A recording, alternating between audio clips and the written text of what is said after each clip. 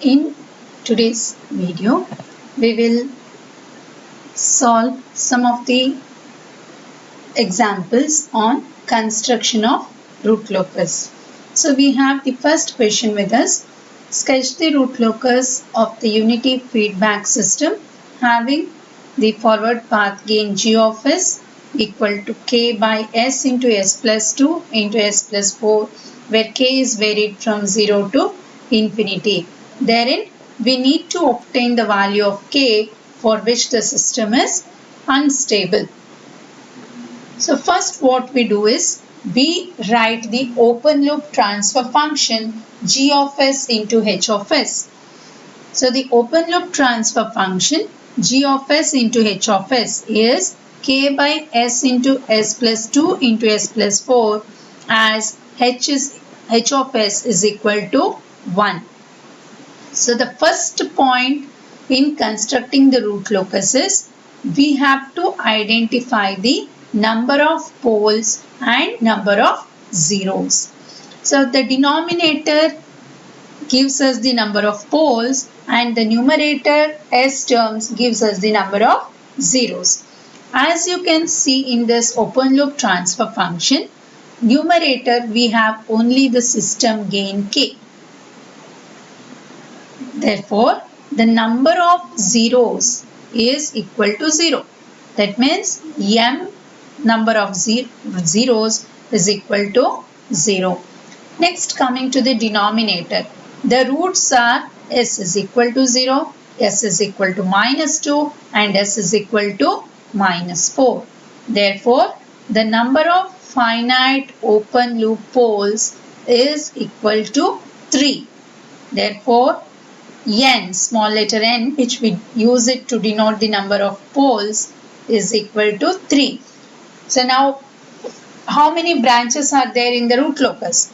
If poles are more, then the number of root locus branches will be equal to number of poles. If the number of zeros are more, then the number of root locus branches will be equal to the number of zeros. So here it is clear that the number of poles are more compared to number of zeros. We don't have any zeros here. Therefore, the number of branches of the root locus will be equal to 3.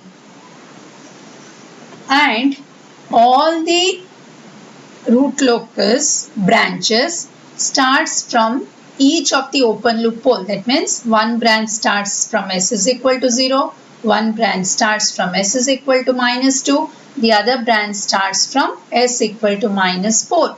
And since we don't have any open loop zeros, each of these branches which starts from the pole will terminate at a 0 somewhere at infinity. So that takes place along the asymptotes. So the root locus branch travels to infinity along the asymptotes. So how many asymptotes are there? Asymptotes is given by number of poles minus the number of zeros. So it is 3 minus 0, which is equal to 3. So the next point is the root locus is symmetrical about the real axis. Okay, this always it is like a mirror image. Next point is, as I have told you, the three branches of the root locus starts at s equal to 0, s equal to minus 2, s equal to minus 4. At this particular point, our value of k is 0. Okay. Now, where does it terminate? The three branches, it terminates at 0 somewhere at infinity, where our k is also equal to infinity. So we have found that the number of asymptotes is equal to 3. Therefore, we have to find the asymptotic angle. So asymptotic angle is given by, the angle of asymptote is given by 5 is equal to 2 cube plus 1 into 180 degree, because we need it in degrees, divided by n minus m, where q is 0, 1, 2, Q is 0, 1, 2, etc. up to n minus m minus 1. Our n is 3, 3 minus 0 minus 1, which gives us 2. So here it is Q equal to 0, 1, 2. So we have to substitute Q is equal to 0, Q equal to 1 and Q equal to 2, wherein we get the angle of asymptotes. So if we substitute Q equal to 0, the first angle which we are going to get is 60 degree. Next, if we substitute Q equal to 1, this next angle what we are going to get is 180 degree. Likewise, if you substitute Q equal to 2, the angle we get is 300 degrees. So, the branch which starts from S equal to 0, S equal to minus 2 and S equal to minus 4 travel along infinity with an angle 60 degree, 180 degree and 300 degree. So we have to mark this 60, 180, 300. So from which point will we consider? For that we have to find the centroid. So the fifth point is finding the centroid. So centroid, which is given by sigma, is given by sum of the real parts of poles. We are not considering any imaginary part, but in this problem we don't have any imaginary roots, so we don't have any problem with this. So sum of real parts of poles minus sum of real part of zeros divided by n minus m. So we will consider all our poles. We have 0, minus 2, minus 4. So it is 0, minus 2, minus 4, minus 0 divided by 3 minus 0, which gives us minus 2. So we have centroid at minus 2. At that point, we have to keep our protractor and mark 60 degree, 180 degree and 300 degrees. So next we'll see, we have got a rough idea of about the poles, everything. We will see whether the root locus exists at that particular point or not. For that, first mark the poles at 0,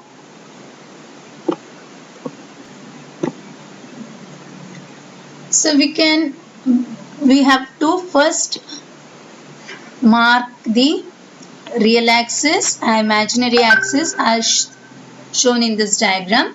Then we have to mark the poles. So we have pole at 0, we have pole at minus 2, we have pole at minus 4. We don't have any zeros. Now what we have to do is, which is the region of root locus, that we have to check. So for that, we will consider the region between two poles, that is between 0 and minus 2. So if we consider any point in between 0 and minus 2, to the right of that we have only one pole. To the right of this region we have only one pole. That means the sum of open loop poles and zeros to the right of this particular region is an odd number. Therefore, root locus exists in this region. Root locus exists. That is what indicated here. Root locus exists in that region. Now, suppose you consider this region within minus 2 and minus 4. To the right of this, you have 2. That is, sum of open loop poles and zeros is equal to 2, which is an even number. So, the root locus will not exist in this region.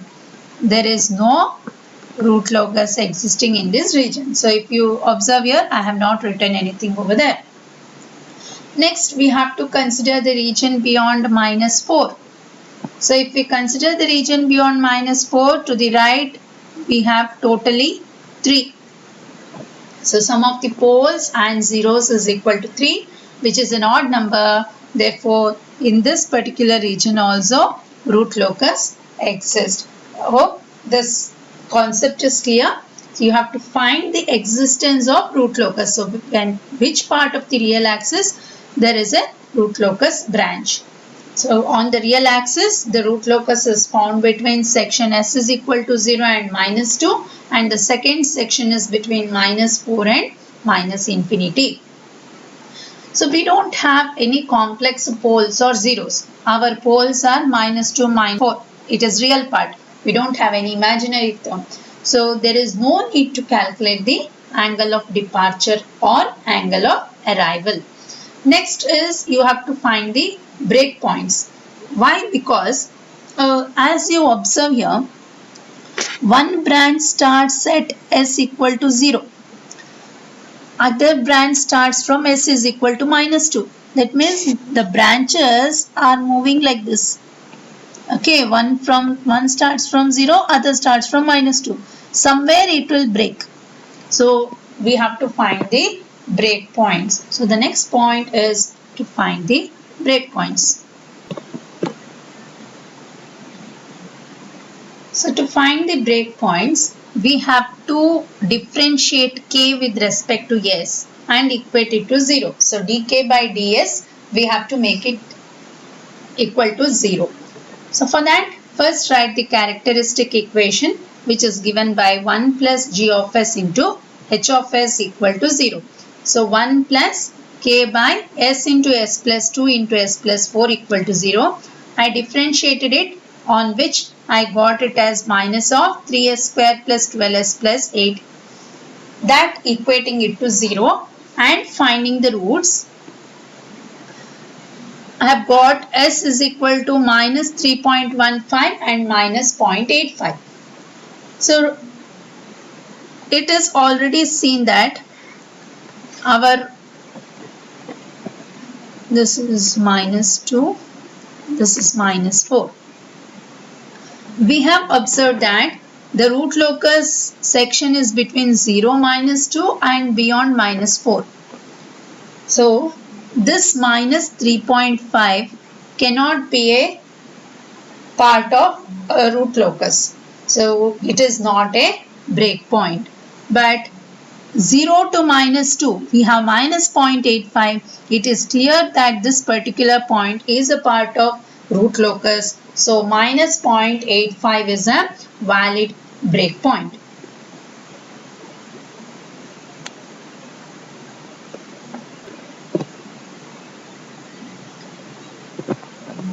So now we have the breakpoint minus 0.85. Whether it is a breakaway or break-in point. Since we don't have any zeros in this, clearly we don't have any break-in points. If we have zeros, open loop zeros, then there is a chance of having the break-in point. But here there is no break-in point. It is only the breakaway point. So minus 0.85 is the breakaway point. So one branch starts from 0. The other branch starts from minus 2. It breaks at minus 0.85. After breaking, it enters the imaginary axis. So when it is moving to the imaginary axis, we have to find that where this branch actually meets the imaginary axis. Where does this root locus branch intersect the imaginary axis? So to determine that, as well as to determine the value of k for stability, we have to go for roots criteria. For that again, we write the characteristic equation. As you can see there, 1 plus k by s into s plus 2 into s plus 4 equal to 0, which we need to write it in the equation form, and we have to construct the roots array.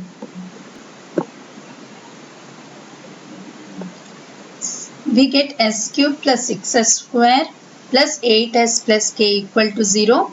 We construct the root array. So for the first row is 1, 8. The second row is having 6 and k.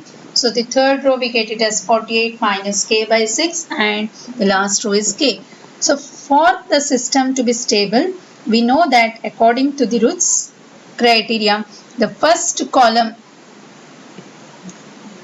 elements should be positive.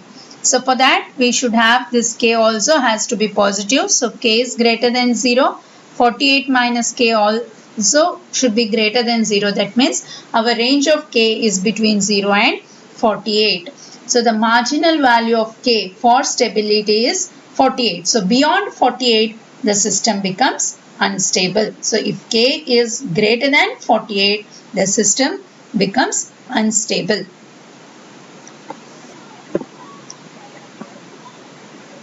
So to find the frequency of sustained oscillations, we will write the auxiliary equation, which is just below this. So above this one, 6s square plus k, that is s square rho. 6s square plus k equal to 0. Substitute the value of k as 48, for which we get s is equal to plus or minus j 2.828. That means the root locus branches intersect the imaginary axis at 2.828 and the frequency of the sustained oscillations is given by 2.828 radians per second. So with this data we will construct the root locus. We will see how actually the root locus looks like.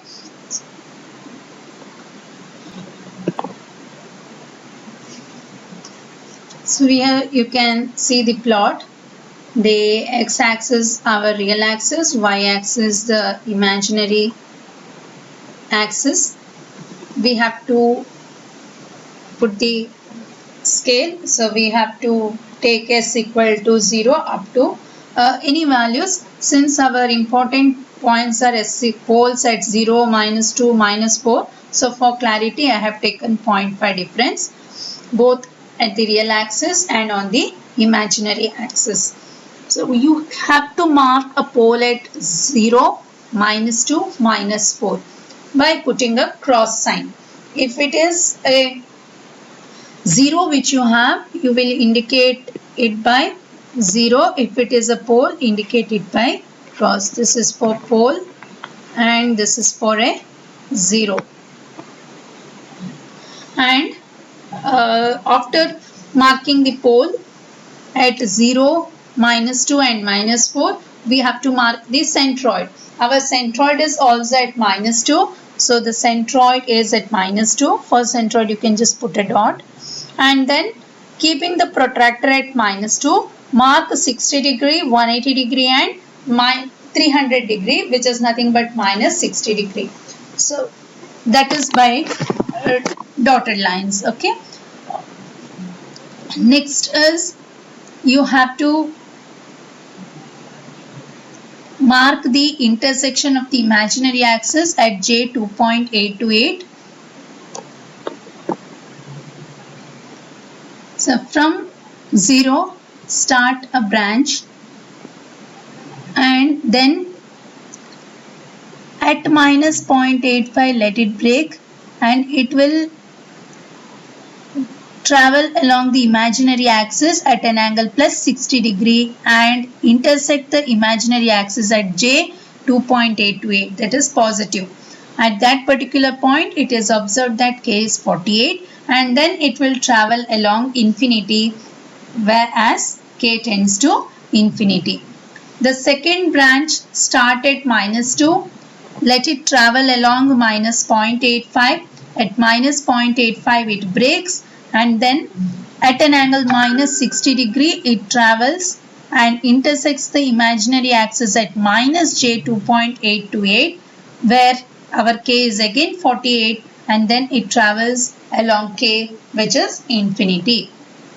And our third branch starts at -4 where k equal to 0 and at an angle of 180 degree it travels where k tends to infinity. This is how we plot the root locus. We construct the root locus. So you can observe that beyond k equal to 48, it is entering the positive real axis. So it is clear that the system becomes unstable. So k is equal to 48 is the marginal value for stability. So this is one of the simple example of constructing the root locus. So next example on root locus is sketch the root locus of open loop transfer function of the feedback control system given by g of s h of s is equal to k into s plus 3 by s into s plus 2. So the first thing what we have to do is we have to identify the number of open loop poles and the number of open loop zeros. So if you have a look into this, it is clear that the denominator, the roots are s is equal to 0 and s equal to minus 2. Therefore, the number of open loop poles n is equal to 2. And if we see the numerator, the roots s is equal to minus 3. Therefore, the number of open loop zeros m is equal to 1. So it is clear that the number of poles are greater than the number of zeros. Therefore, the number of branches of the root locus is equal to 2. So the two branches starts at open loop poles s equal to 0 and s equal to minus 2, where our k will be equal to 0. And it will terminate on the open loop 0 at s equal to minus 3. But one more branch is there, we don't have 0, that will terminate at infinity, where k is infinity. Next we have the asymptotes. So the number of asymptotes is given by the number of poles minus 0. That means one branch will travel along infinity along the asymptotic angle. So the angle of the asymptotes is obtained by the formula 2q plus 1 into 180 degree by n minus m, where q takes the value 0, 1, 2 up to n minus m minus 1. So n is 2, minus 1 is 0.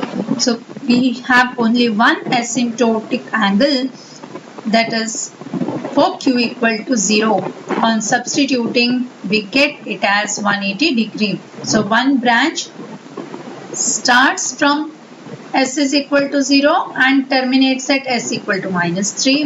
One more branch starts at s equal to minus 2 and it will terminate at infinity along 180 degree.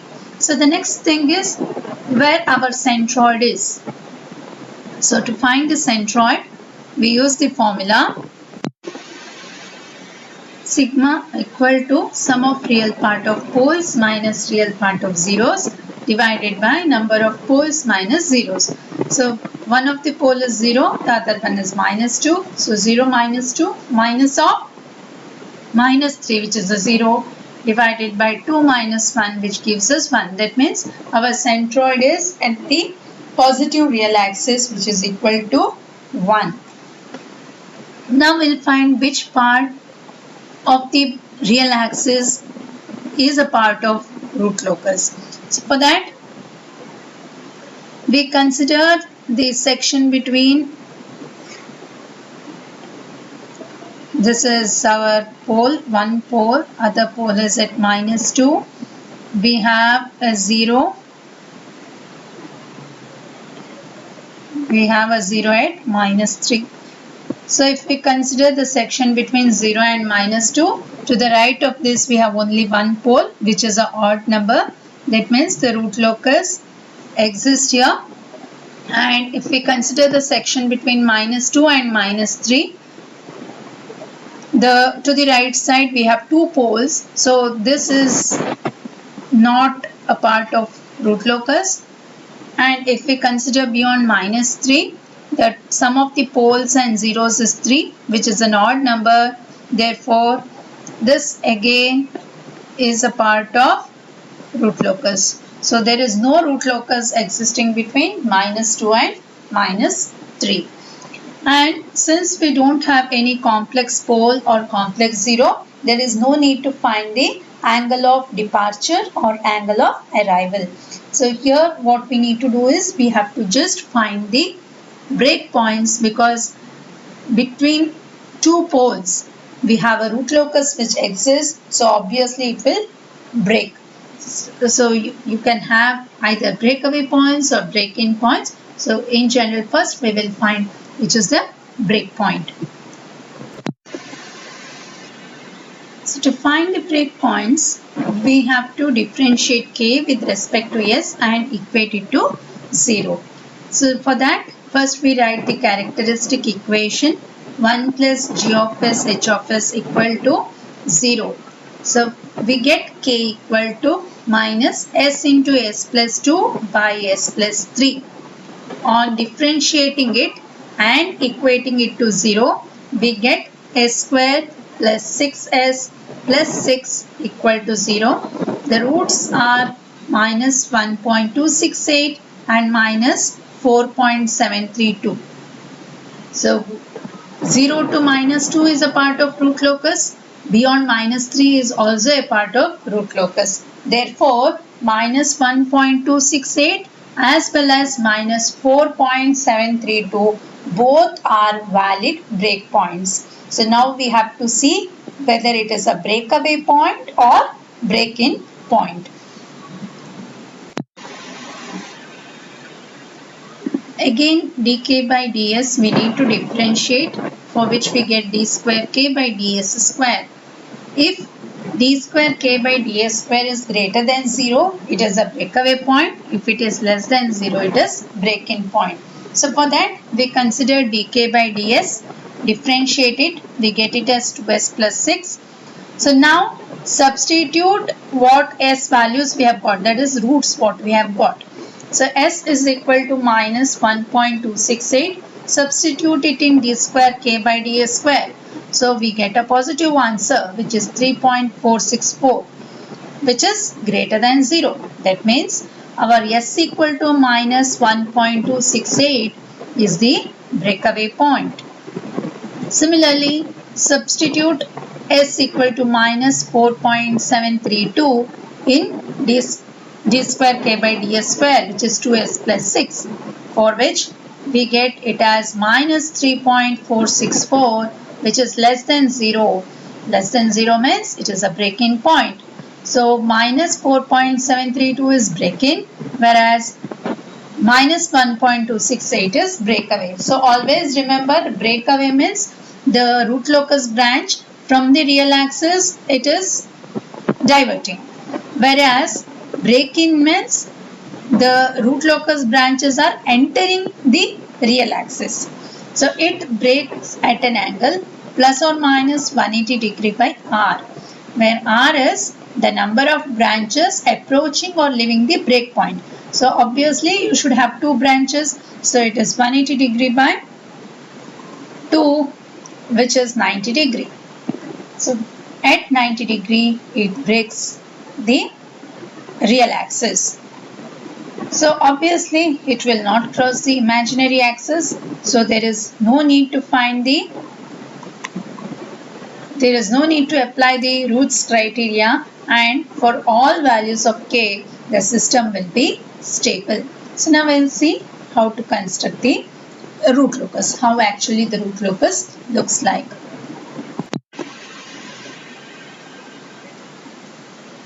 So we have to have the real axis as well as the imaginary axis. So x-axis is real, y-axis is imaginary. Since we don't have the root locus branch which intersects the imaginary axis, I have not mentioned the imaginary axis over here.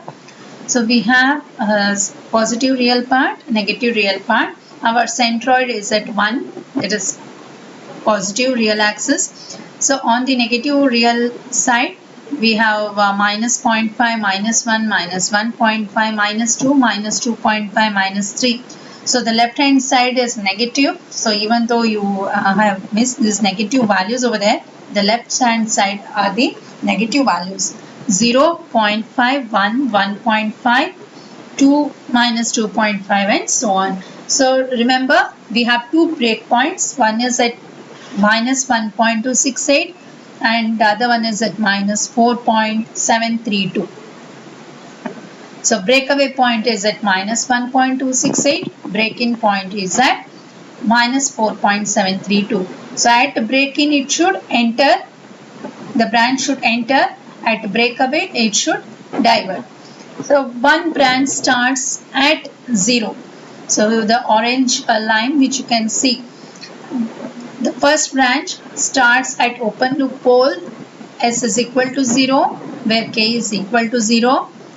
It breaks at minus 1.268 at an angle 90 degree. It travels and it re-enters at a point minus 4.732 and terminates at S equal to minus 3 where K is infinity.